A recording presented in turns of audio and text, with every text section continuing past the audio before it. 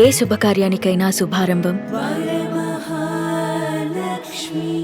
ఇంతకుముందు మీరు అన్నారు వేణుస్వామి గారు, చాలా సినిమాలు నేను సినిమా ఇండస్ట్రీకి వచ్చేసి 14 ఏళ్ళు ఎప్పుడు వచ్చేసాను, చాలా సినిమాలకు ముహూర్తాలు పెట్టాను. అంటే సినిమా ఇండస్ట్రీతో మీకు ఒక బాండింగ్ ఉంది, ఒక అఫెక్షన్ ఉండింది. అండ్ నేను అతడు సాంగ్లో చూసినప్పుడు ఒక టైంలో చాలా వేణుస్వామి గారు పూజ చేస్తూ ఆ సాంగ్ వచ్చినప్పుడు వైరల్ అయ్యారు. అంటే ఎవ్రీబడి వాజ్ షాక్. ఒక్కసారిగా అంటే మిమ్మల్ని ఏంటంటే సినిమా ఫెయిల్ అయితే మాట్లాడతారు, లేదా ఒక స్టార్ గురించి ఏదైనా చెప్పాలనుకుంటే అంటే కాంట్రవర్సీగా మాట్లాడే పర్సన్ సడన్గా సినిమాలో కనిపించడం కొంతమందికి షాక్. ఫస్ట్ ఆఫ్ ఆల్ అంటే బేసికల్గా మీలో సినిమా మీద ఒక లవ్ ఉంది, కానీ ఎందుకు ఆ లవ్ పోయి ఇంత వేరే నెక్స్ట్ చేంజ్లోకి ఎందుకు వచ్చేసారు వేణుస్వామి అని కొంతమంది అడిగే క్వశ్చన్కి మీరు ఇచ్చే ఆన్సర్ ఏంటి? ఏం లేదు, నన్ను ఇట్లా చెడగొట్టింది ఒక టీవీ ఛానల్. ఒక టీవీ ఛానల్ నాతో ప్రోగ్రాములు చేయించింది. ఆ టీవీ ఛానల్ 2011 నుండి పొలిటికల్ పంచాంగము, సినిమా పంచాంగము అని నా గురించి కావాలంటే మీరు గూగుల్ సెర్చ్లోకి వెళ్ళండి, వేణుస్వామి పొలిటికల్ పంచాంగము, సినిమా పంచాంగము అంటే వీడియోలు వస్తాయి. సో నాకు అలవాటు చేసింది వాళ్ళు, చేసి నాతో చెప్పించి సడన్గా వాళ్ళు యూటర్న్ తీసుకొని వాళ్ళ నా మీద నేను ఒక శత్రువుని అయిపోయినా. నాకు అలవాటు చేసింది మీడియానే. నేను ఎప్పుడు చెప్పలే, అసలు నాకు ఇంట్రెస్ట్ కూడా లేదు.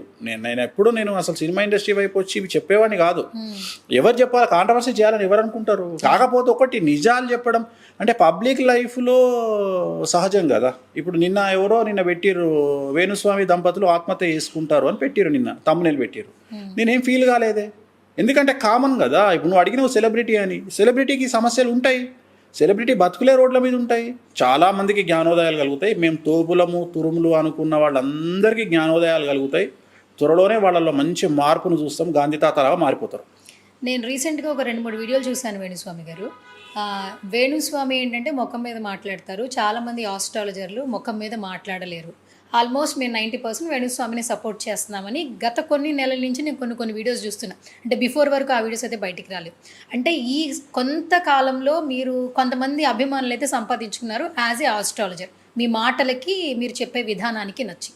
అట్లాగే తెలుగు ఫిల్మ్ ఇండస్ట్రీలో ఒక సినిమా బయటకు వస్తుందంటే ఆ హీరోకి చాలామంది ఫ్యాన్స్ వచ్చేస్తున్నారు, కటౌట్లు కట్టేస్తారు, పాలాభిషేకం చేస్తారు. ఆల్మోస్ట్ అందరూ అంటుంటారు తెలుగు కళామ్మ తల్లిని నమ్ముకుని ఎంతోమంది బతుకుతున్నారు, ఒక సినిమా బయటకు వస్తే 1000 మందికి ఉద్యోగాలు, అన్నం పెడుతున్నారు. అలాంటి ఒక సినిమా గురించి ఎందుకు వేణుస్వామి గారు ఇంత మంచిగా మాట్లాడి ఈ సినిమా హిట్ అవ్వదు, ఆ సినిమా ఫట్ అయిపోతుంది నేను అన్నట్లు చెప్పట్లేదు కదా అని ఒకప్పుడు కామెంట్ చేశారు. యాక్చువల్లీ అప్పుడు ఏంటంటే మీకు కూడా నెగిటివ్ కామెంట్స్ వస్తూ ఉంటాయి.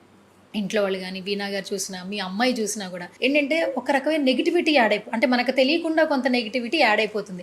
ఎప్పుడైనా అనుకున్నారా నా టార్గెట్ ఒక హీరో కాదు, నా టార్గెట్ ఒక సినిమా కాదు, కానీ నేను కొంచెం నెగిటివ్ వేలో వెళ్ళిపోతున్నాను, మిమ్మల్ని మీరు ఎప్పుడైనా ఒక ప్రశ్నించుకున్న సందర్భం వచ్చింది? ఏం లేదు, నేను చెప్పేది ఏంటంటే జ్యోతిష్యం ఏం చెప్తుందో అది మాట్లాడతా.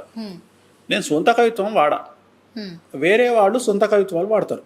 నాకు వేరే వాళ్ళకు తేడా ఏంటి అంటే, నేను ఇంకొక విషయం ఏం చెప్తా అంటే, ఇప్పుడు క్యాన్సర్, నేను త్రివిక్రమ్ శ్రీనివాస్ను కాదు డైలాగులు రాయడానికి. త్రివిక్రమ్ శ్రీనివాస్ జులై సినిమాల అల్లు అర్జున్తో ఒక డైలాగ్ చెప్పిస్తాడు, ధైర్యం క్యాన్సర్ ఉన్నోని బతికిస్తుంది, అల్సరు ధైర్యం లేనోని చంపేస్తుంది అని. అది డైలాగ్ వరకే పరిమితము. క్యాన్సర్ వస్తే తెలుస్తుంది, కింద కూసాలు కదిలిపోతాయి. క్యాన్సర్ అనేది, నా దగ్గర క్యాన్సర్ పేషెంట్లు వస్తారు జాతకం చూపించుకోవడానికి, వాళ్ళల్లో ఉండే ఫియర్ ఏందో వాటితో మాట్లాడితే తెలుస్తుంది. సినిమా డైలాగ్లో మస్తు చెప్తాము.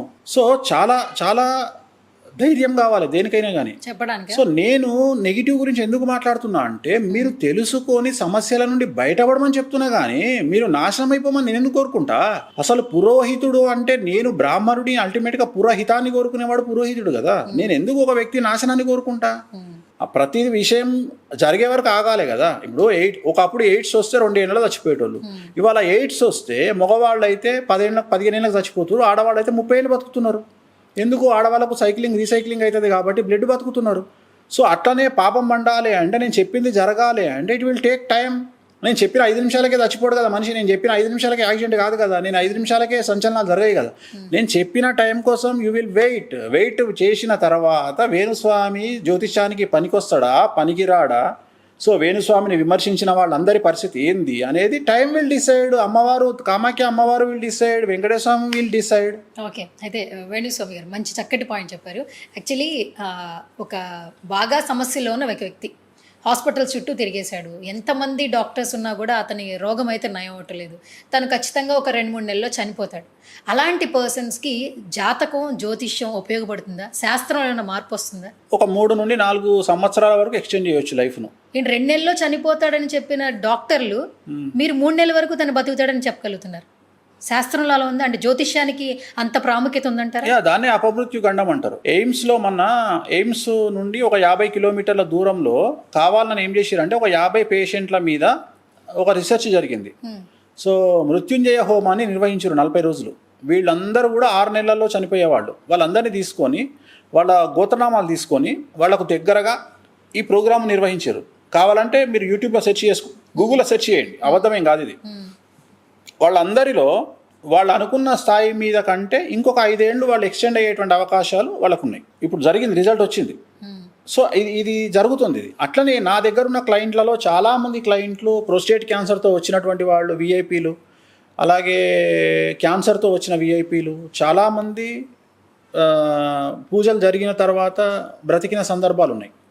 సో వాళ్ళందరూ ఎక్స్టెండ్ లైఫ్ బ్రతికిన సందర్భాలు ఉన్నాయి, ఇంకా బ్రతుకుతున్న సందర్భాలు కూడా ఉన్నాయి.